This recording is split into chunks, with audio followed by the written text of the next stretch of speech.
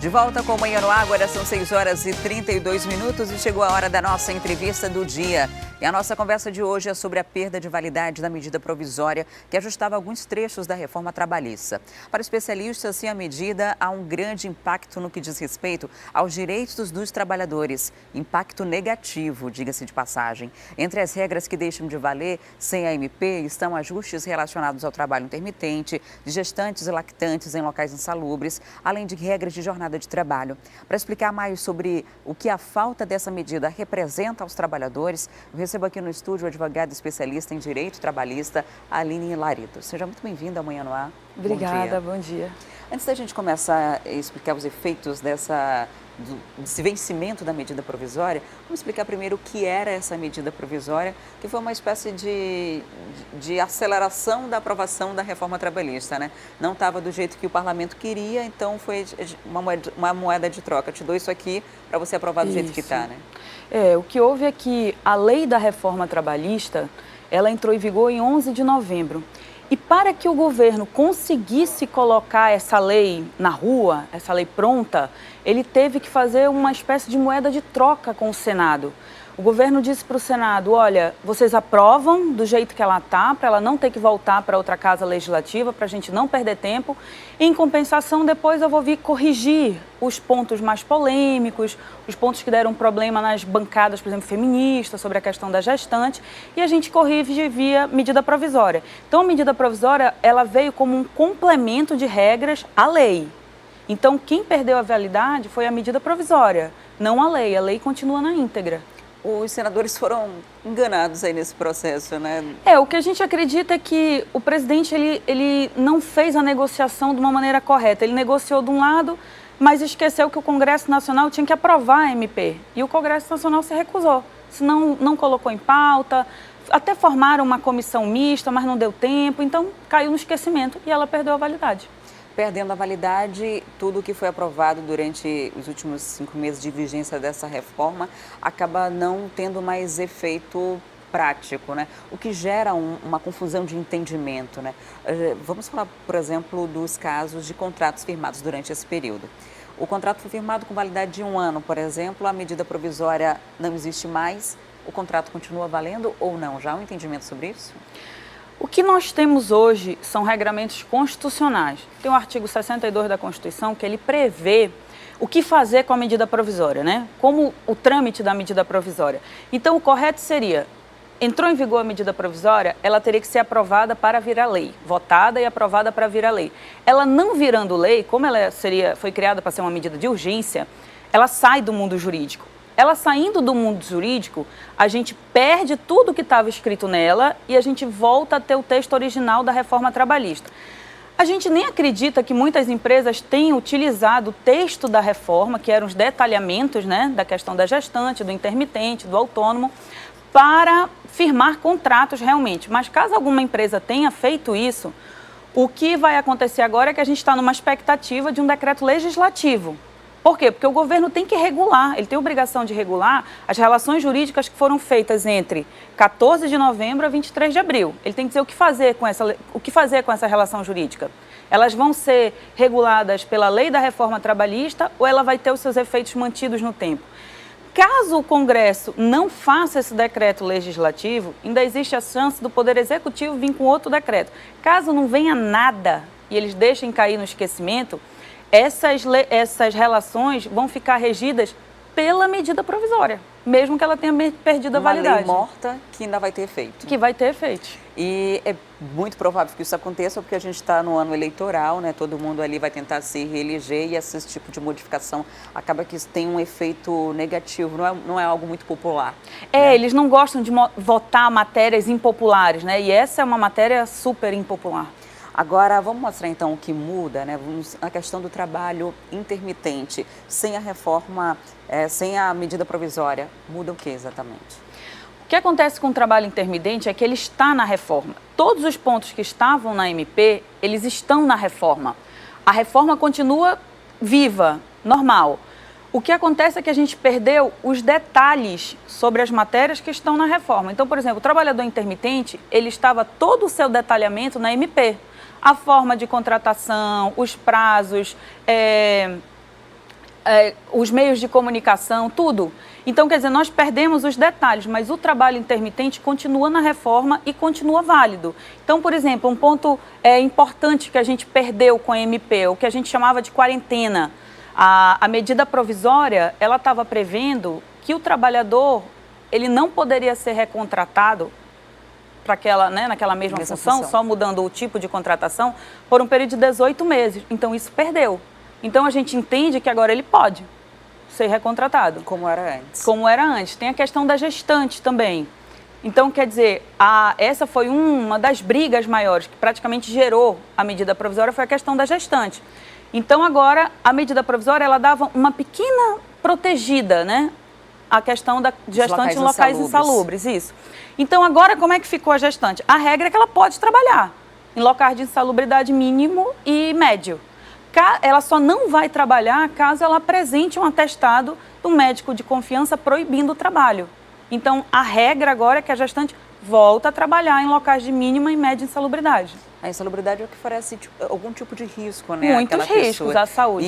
E aí é um problema, porque normalmente a mulher, quando volta de sua licença, ou até no período em que está gestante, ela sofre muito assédio. É muito comum que isso aconteça, por conta de algumas limitações que são comuns desse período da fase da vida dela. Então, ela não pode se recusar a trabalhar, mesmo que tenha consciência. É uma situação, na prática, muito difícil. Muito difícil. Mesmo que tenha consciência dos riscos. Né? Mesmo que tenha consciência dos riscos, ela vai acabar ficando. Um outro ponto é relacionado à questão da carga horária, né, de jornada de trabalho. O que houve em relação à carga horária foi a jornada 12 por 36. Essa jornada, ela sempre existiu. E muita gente diz, mas a Constituição fala em 8 horas de trabalho, agora a gente vai trabalhar 12. É que a jornada 12 por 36, ela só é válida se for 12 por 36. Ela não pode ser só 12. Ela sempre vem com as 36 horas de descanso. Que na prática não é muito descanso, porque a pessoa acaba achando outro trabalho e ela acaba trabalhando 12 por 12. No entanto, a medida provisória, ela restringiu esse tipo de contratação. Agora, qualquer empregado de qualquer área pode ser contratado na jornada 12 por 36. O que antigamente era restrito à área de saúde, enfermeiros, vigilância, agora está liberado para todo mundo. A medida provisória disse que, olha, quer fazer a jornada 12 por 36 na tua empresa? Quero, mas só que tem que ser com auxílio do sindicato. Não vai mais poder fazer ali na mesa do empregador. Com o fim da reforma, a gente perde esse detalhe, a gente volta para a legislação principal e a jornada 12 por 36 pode ser feita por acordo individual, dentro da empresa, sem a presença do sindicato, para qualquer categoria. A gente pontuou alguns casos específicos aqui que mudam com o fim da reforma, na verdade, o fim da medida provisória que fazia parte da reforma trabalhista. Agora, qual o principal prejuízo para a sociedade como um todo quando há essa insegurança toda, uma medida provisória que deveria se tornar lei, que foi esquecida e que deve continuar sendo esquecida? O prejuízo é enorme, porque a gente vive num lugar de insegurança jurídica. Não tem nada pior do que você ter insegurança jurídica, você não ter segurança para contratar, para ser contratado. É difícil até para a gente orientar cliente. A magistratura também tem dificuldade de entender a legislação. Então, só o tempo que vai poder dizer se o Congresso vai trazer uma medida para regulamentar isso. As decisões vão começar a ser sedimentadas, decisões de primeiro grau, depois com o tempo, a gente vai ter decisões de tribunal e até chegar a um posicionamento do TST. Então, essa falta de segurança jurídica na hora de contratar é ruim para o trabalhador, é ruim para a empresa, é ruim para a economia do país, ninguém ganha nada com isso. Muito obrigada por sua visita aqui no Manhã no Ar, por trazer esclarecimentos para a gente. Recebi hoje a Aline Laredo, que é advogada especialista em Direito do Trabalho. E agora a gente fala sobre um problema antigo em Manaus, a falta de creches públicas. Mesmo depois de várias promessas da Prefeitura, milhares de crianças continuam sem ter acesso a esse direito. Nossa equipe, mais uma vez, visitou locais onde deveria ter uma unidade educacional desse tipo, mas encontrou apenas obras inacabadas, estruturas abandonadas e descaso. Vamos acompanhar. Faz de conta que aqui funciona uma creche. As crianças brincam sem se importar com o prédio inacabado, mas para os pais não tem nada de divertido. A obra, avaliada em R$ 1.700.000, paga com recursos do governo federal e da Prefeitura de Manaus, deveria ser entregue em novembro do ano passado. Eles não vieram fiscalizar a obra desde o início. A obra parou e também não vieram notificar para a comunidade que iam parar, que iam dar um tempo por questão de chuva, por questão de verba, não deram nenhuma satisfação. Na opinião dessas mães, o que faltou, na verdade, foi priorizar a educação infantil de meninos e meninas da periferia. E é realmente a questão de prioridade, eles priorizam muito. Os ricos, os pobres, eles não são prioridade. Aliás, os pobres são gastos, né? E o que é gasto nunca é prioridade. Um levantamento feito pela Fundação Abrinq mostra que, no Brasil, a região norte é a que menos tem creches. No Amazonas, por exemplo, apenas 10% das crianças de 0 a 3 anos têm acesso a esse direito. Nas regiões sul e sudeste, o índice é 3 vezes maior. Manaus tem 15 creches municipais, que atendem 5.800 crianças. Segundo a Prefeitura, outras 2 devem ser entregues este ano e 14 estão com as obras paradas para revisão de contrato. Se na maioria dos bairros os moradores torcem para que a construção das creches seja concluída, aqui na comunidade União da Vitória, a vontade da população era que essa obra não existisse. Do jeito que está, ela se transformou num abrigo para marginais que intimidam a vizinhança. Depois das 3 horas da tarde, enche de gente aí fumando as coisas e...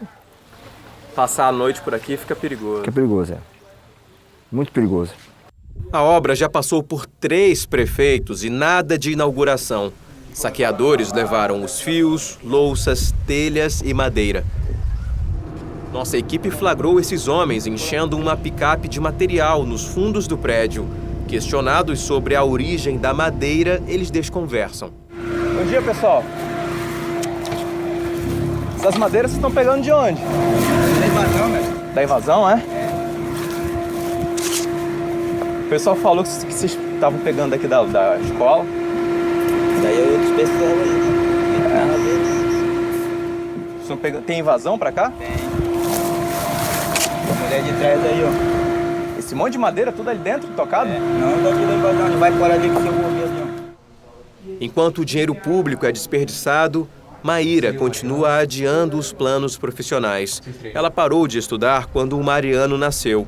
Sonha se formar em fisioterapia, trabalhar e dar um futuro melhor para o filho. Mas tudo isso depende de uma creche perto de casa. E aqui não tem creche perto e essa aqui está parada. Não existe outra opção? As creches são longe, não tem creche paga, não tem outra opção para vocês? Tem a escolinha paga, mas não tem opção por aqui. A creche é longe daqui, então fica ruim. Eu não tenho como trabalhar por isso. Entendi. E pagar uma escolinha?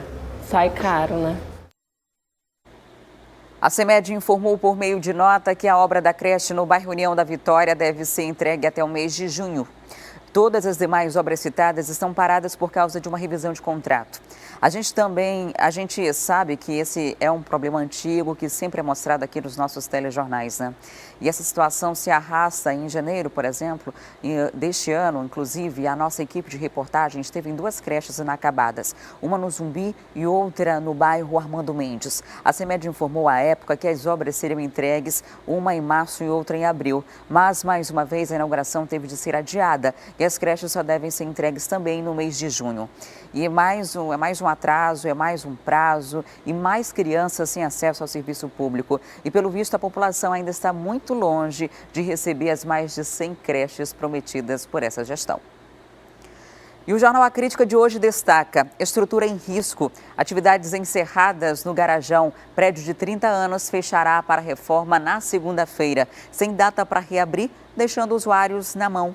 Para ler essa e outras reportagens completas, é só baixar o aplicativo A Crítica Digital no seu celular ou tablet. Cadastrando-se, você ganha 1 mês de assinatura grátis. O aplicativo está disponível para os sistemas Android e iOS. E chegou o momento da gente ir ao vivo para a nossa interação com a Rádio FM O Dia, conversar com o Cleiton Pascarelli, que está na 93.1. Olá, Cleiton, bom dia. Muito bom dia para você. Você já usou muitas vezes o Garajão lá no centro da cidade? Sinceramente, poucas vezes, mas era assim a solução, né?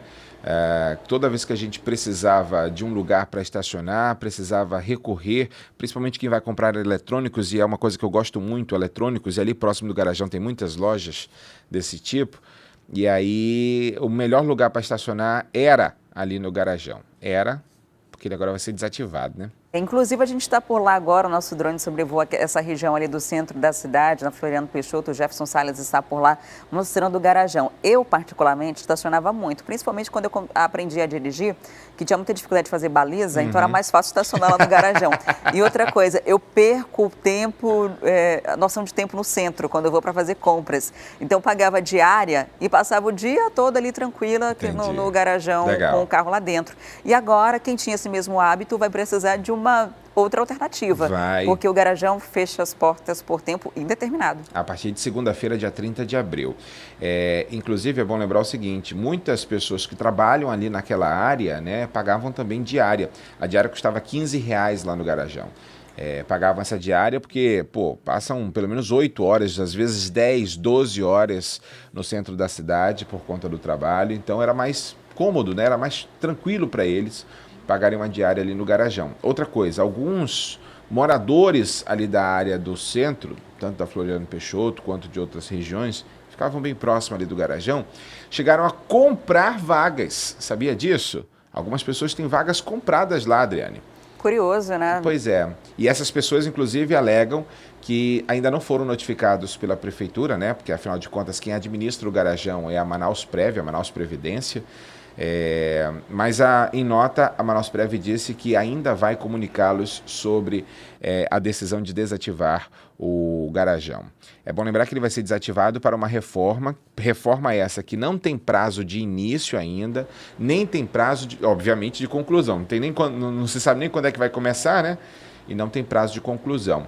Agora, uma empresa foi contratada para fazer a avaliação do prédio, foi um investimento aí da prefeitura de algo em torno de R$20 mil, para que ela fizesse basicamente o relatório técnico e dissesse um projeto para a reestruturação ali do Garajão, que passa por grandes dificuldades, fiação elétrica exposta, a estrutura dele muito comprometida, enfim, tudo isso foi avaliado e aí não se sabe o porquê efetivamente.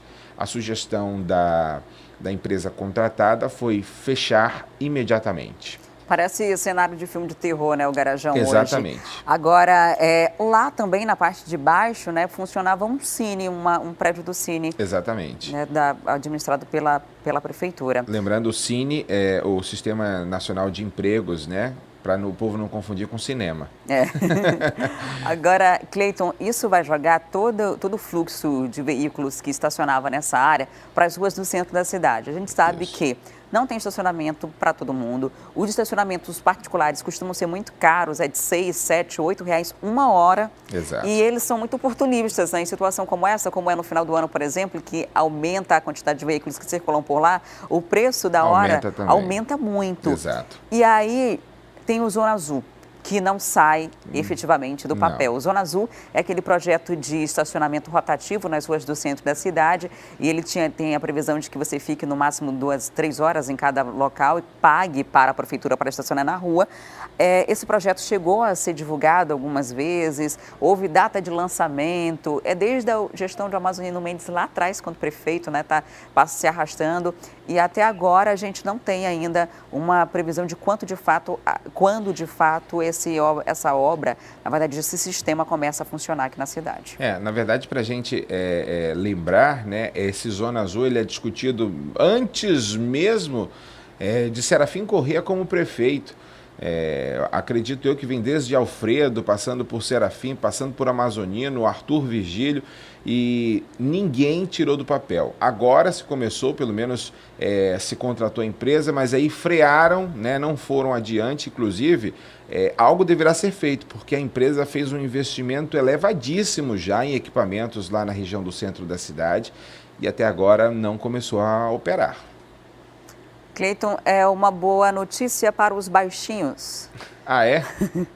Tem um projeto que está prevendo aí a redução de altura mínima para o ingresso na Polícia Militar do Amazonas. Isso. Então, quem tem 1,60 m, os homens, né? Se esse projeto for aprovado, vão poder fazer o próximo concurso da polícia. Exatamente. Baixar a exigência, se não me engano, de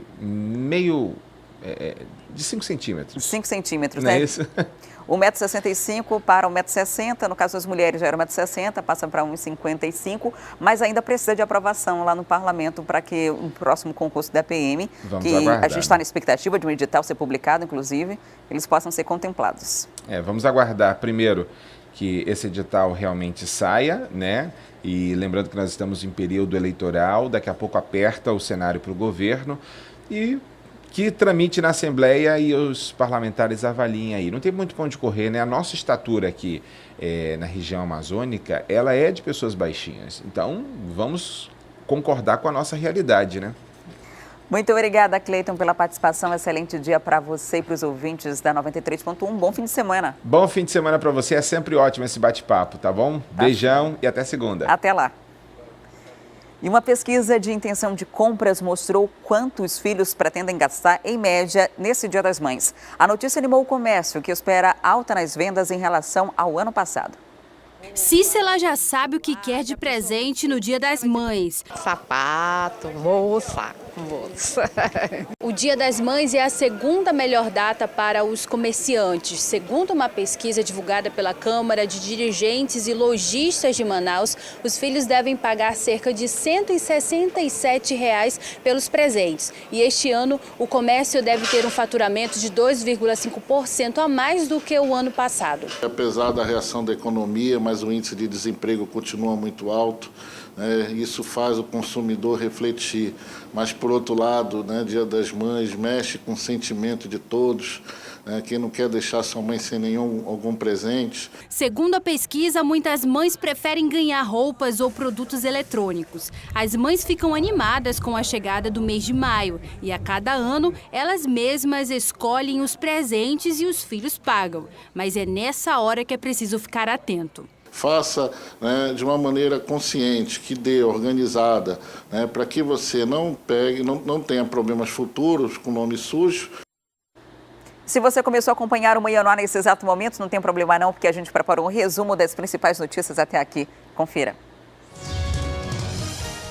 Túnel de 2 metros é encontrado no Compage. Além da escavação, foram apreendidas uma arma de fogo e munições. A pistola de calibre .40, de uso exclusivo da polícia. Além disso, também foram achados 2 carregadores e uma serra elétrica. Os objetos estavam na cela 5 do pavilhão 1, na ala 1.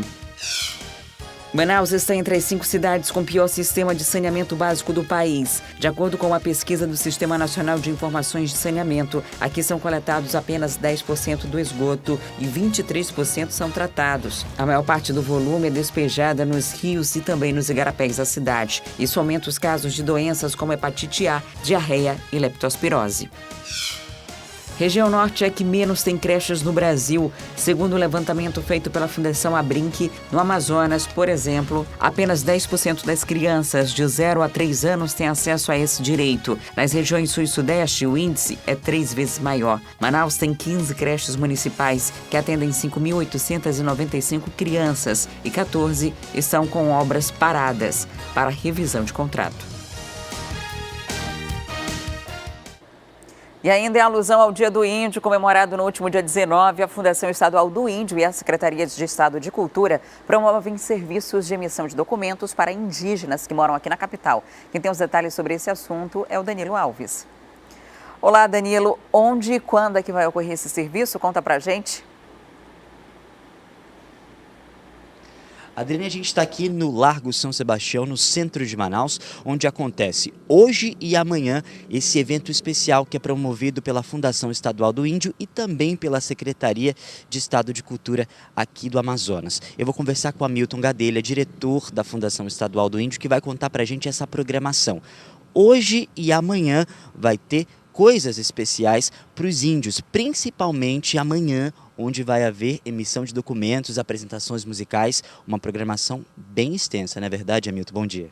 Bom dia a todos, a todas, é um prazer muito grande. Pois é, amanhã a gente começa uma ação da cidadania bem pesada, bem forte, dando oportunidade para que os nossos irmãos indígenas tenham acesso à cidadania através da sua documentação, a emissão de primeira e segunda via de carteira de identidade, né, carteira de artesão, nós temos muitos artesãos, é o trabalho que os indígenas desenvolvem.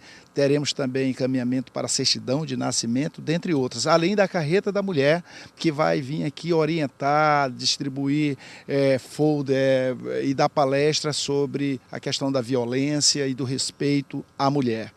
Como também teremos ainda, né, hoje que começa, né, a grande feira de artesanato indígena, aqui onde você poderá vir comprar vários tipos de produtos indígenas, além de grafismo. Se você gostaria de ter um grafismo indígena, vem aqui com a gente. Agora, inclusive, toda a estrutura já está sendo montada aqui. A gente pede para o Tarcísio ir aqui atrás para a gente mostrar o palco e, lógico, todas as estruturas que vão ser montadas ao redor do Largo São Sebastião, onde esses indígenas vão mostrar sua arte, vão mostrar toda, né, a questão ali do trabalho que eles fazem nessas tribos. Agora o Hamilton estava me falando aqui antes da gente entrar ao vivo que aqui no Amazonas a gente tem muitas etnias, tem muitas pessoas que vêm aqui para a capital para poder conseguir algum tipo de oportunidade e também pessoas de outros estados, que inclusive também vão participar. Então quem é de outro estado também vai poder emitir documento, pessoal da população indígena no caso?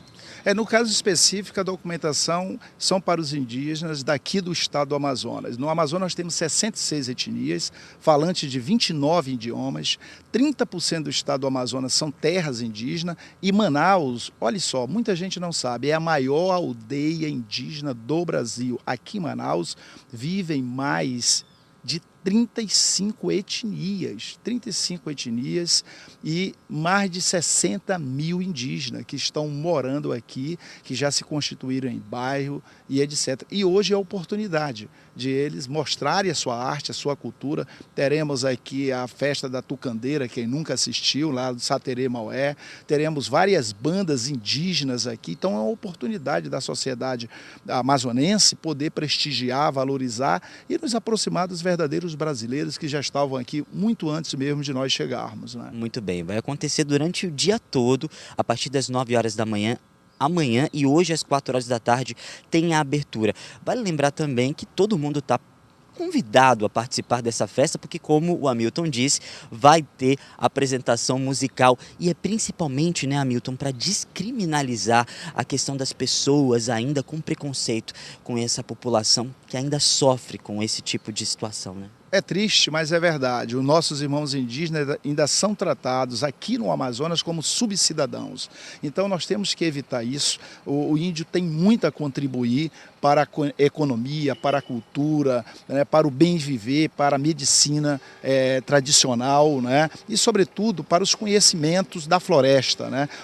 A floresta é o grande supermercado, é a grande farmácia dos povos indígenas e é com eles que nós temos que aprender. Muito obrigado, viu, Hamilton? Uma ótima dica para o fim de semana, para você que está assistindo a gente do Manhã no Ar, a partir das 4 horas da tarde, tem a abertura desse evento com a feirinha dos indígenas e no sábado, a partir das 9 horas da manhã, tem emissão de documentos junto com todas as ações sociais que essas duas entidades estão promovendo. Uma boa oportunidade para os povos indígenas e desse mês que a gente comemora, né, o Dia do Índio, um cidadão que a gente sabe que ainda é tão criminalizado por conta dessas situações que acontecem no mundo. Adriane. Ok, Danilo, muito obrigada pelas informações. E já já a gente volta com o roteiro do dia. Vamos mostrar um Food Fest, local com várias opções de comidas boas e baratas. Tem ainda os detalhes do Bazar da Cris e do lançamento do DVD do Caprichoso. Eu volto já.